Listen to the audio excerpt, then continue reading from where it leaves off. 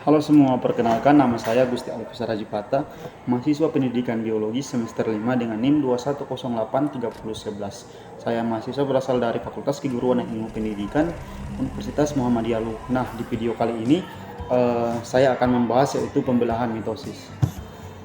Pernahkah teman-teman mengalami kecelakaan sehingga menimbulkan luka? Nah, pada saat terjadi luka, luka ini akan sembuh dan meninggalkan bekas. Baik bekasnya bisa hilang ataupun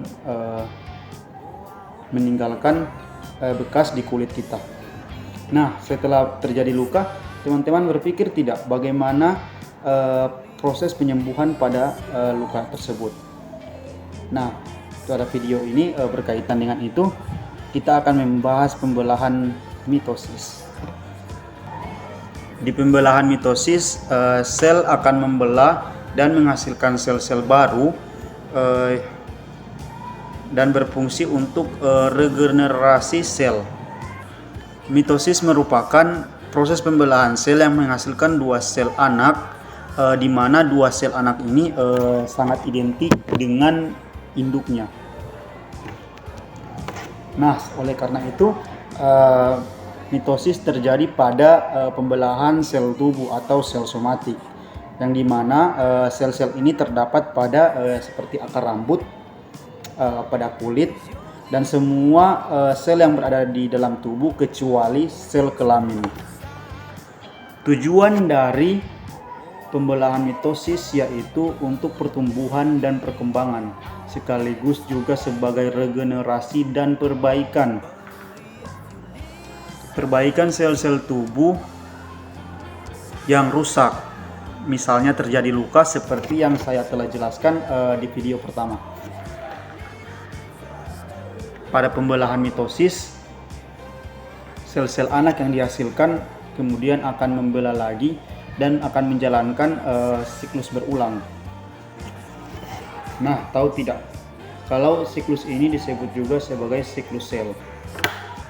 Nah, di pembahasan selanjutnya yaitu tahu tidak pada mitosis ini terdiri dari beberapa tahapan, diantaranya yang pertama yaitu profase, yang kedua ada metafase, yang ketiga ada anafase, dan yang terakhir ada telofase.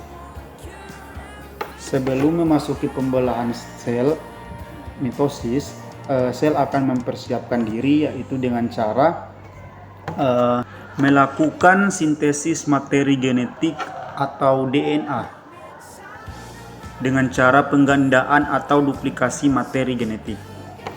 Nah, setelah mempersiapkan diri, sel akan memasuki tahapan pertama yaitu tahapan profase. Pada tahap ini, tahap pertama sel akan memasuki tahap profase.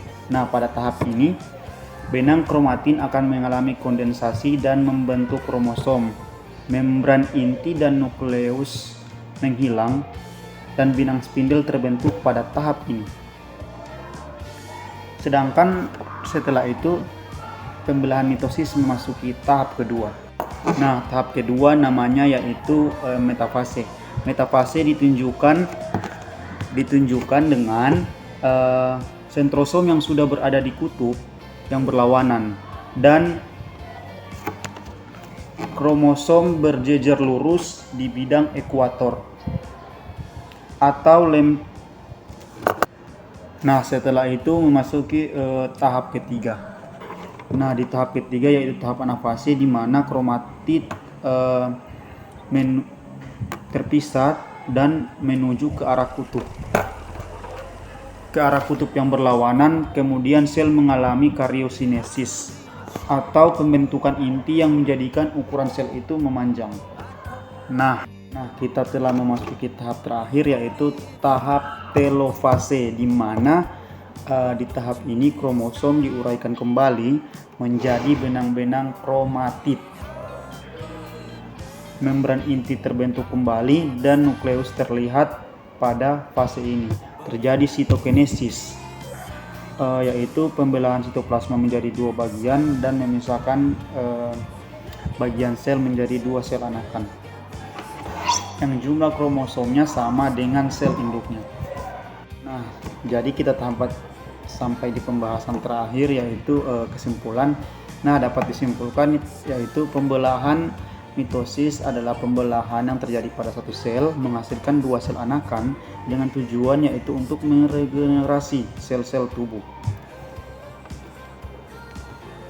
Jadi tentang kejadian luka tadi dapat disimpulkan bahwa setelah terjadi luka, sel-sel melakukan pembelahan mitosis untuk menggantikan sel-sel yang telah rusak, sehingga tubuh dapat berfungsi kembali seperti yang semula. Namun ada luka yang meninggalkan bekas dan juga tidak meninggalkan bekas.